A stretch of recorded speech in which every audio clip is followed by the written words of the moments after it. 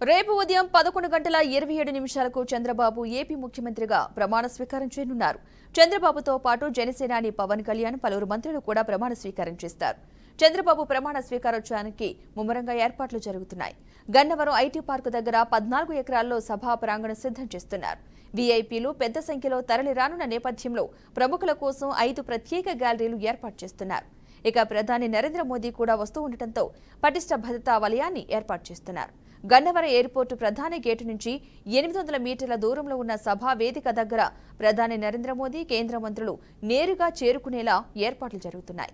65 ఎకరాల్లో 5 చోట్ల పార్కింగ్ ఏర్పాట్లు చేస్తున్నారు.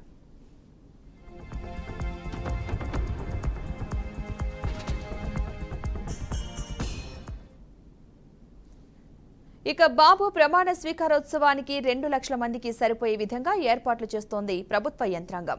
వర్షం వచ్చినా తట్టుకునే విధంగా అల్యూమినియం షెడ్లు ఏర్పాటు చేస్తున్నారు. 2.5 ఎకరాల్లో ప్రధాన వేదిక, వీఐపీ గ్యాలరీ ఏర్పాటు చేస్తూ ఉండగా మిగిలిన 11.5 ఎకరాల్లో నేతలు, ప్రజల కోసం గ్యాలరీ ఏర్పాటు చేస్తున్నారు.